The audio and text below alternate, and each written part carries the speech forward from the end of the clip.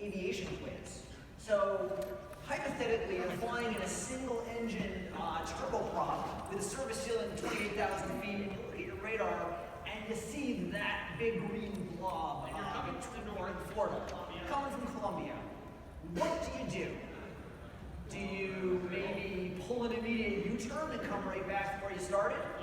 Go through for science. Nope, you don't have to. You just, Flickr is very jittery today. Sorry. All you have to do is set the weather to clear.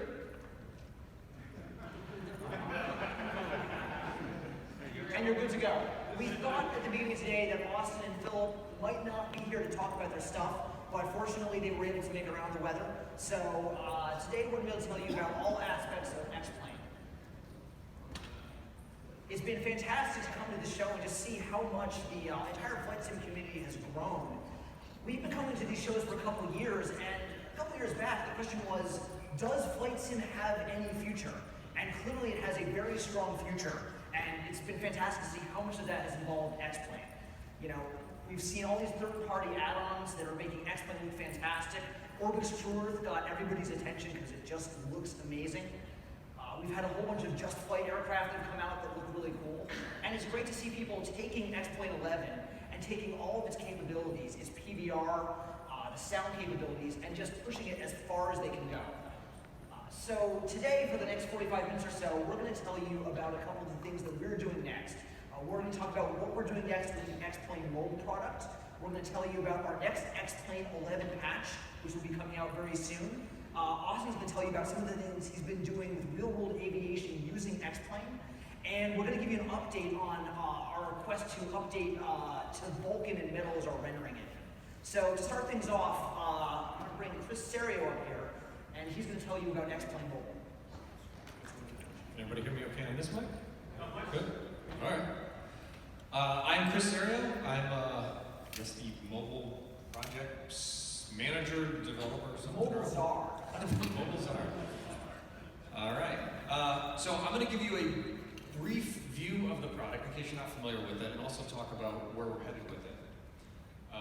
So the year is 2008, and Austin and Ben are chained to an unannounced iPhone and iPad in the basement of Apple somewhere, working 24/7 basically for a few weeks to make a flight simulator run on a device with 25 megs of RAM basically. And they came up with this.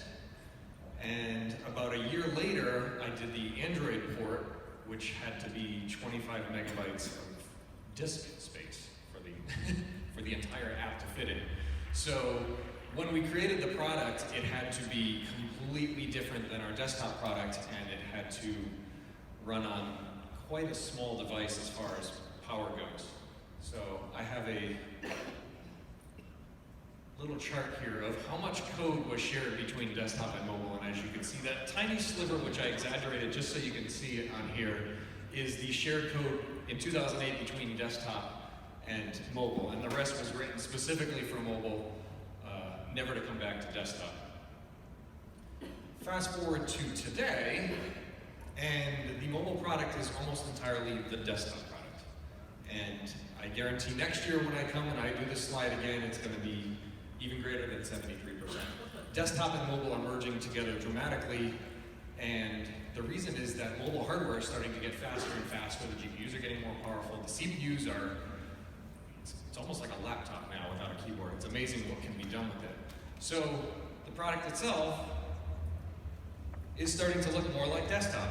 In fact, that is the mobile 737, and it is the desktop 737. Pretty much everything that functions on the desktop product functions on the mobile product. All these switches actually do something. So if we look at X-Plane mobile aircraft, highly detailed 3D models, the interior, the exterior, everything is done just like the desktop product. All of the systems work as you'd expect. You want to start the airplane, you have to enable the external power, you have to start the APU, you have to have bleed air going. Like everything is the way it is just like on desktop. So all the cockpit is interactive. All of the controls, the levers, the switches, the knobs, everything is interactive on the touchscreen device. They also have the realistic Garmin the G430s and 530s in some of the aircraft, the FMS here that folks work tirelessly on, that actually works. You go into them, plan your route, has Navigraph data, so if you have a Navigraph subscription, you'll be able to use the data there. So it's basically the desktop aircraft on a mobile device. Here's just some of the views of some of the cockpits that we have, and there are more beyond this as well. So, as you can see, we're pretty proud of how good they look on mobile devices. So, where can you fly with it? Well, we have these awesome 5 regions, right? There's 5 whole regions, and you could memorize the names of all of them, because there's 5. And you can fly for tens and tens of miles until you run out of scenery. And when you run out, we tell you you're out of space, and we flip you around, and you can fly back the other way, which is really cool. So you save fuel, and there's less time wasted climbing up and down. You just get to fly around. So this is, these are our regions. Cities and towns, just like our desktop product has. All 35,000 airports that are in the world will be there. And we've even managed to take the gateway airports from the desktop product and bring them over to mobile. So all the work that the community has done to make gateway airports look just like the real airports is coming to the mobile product. And the way you get this is by streaming it from the cloud to your device. So here's an example. This is just flying over Brooklyn here. You can see the Autogen city here. This is on the runway in Midway. See the nice skyline there? Here's a pullback shot of Atlanta. Now this is our gateway airport. If you open that up on the desktop product right now, it's the same layout. It's the same terminal buildings. It's the same objects. It's a little bit of a closer shot here you can see. Even closer now with a ton of cars. Some terminal buildings. There's one in Providence, which is a Class C airport. Here's Amsterdam. Here's Naples Municipal in Florida. And then I realized everybody shows off the big airports, but what about all the little airports? So this is one in my home state of Connecticut, Oxford. It's a Class D airport. It's not really well known. There's no major airlines that go in and out of it.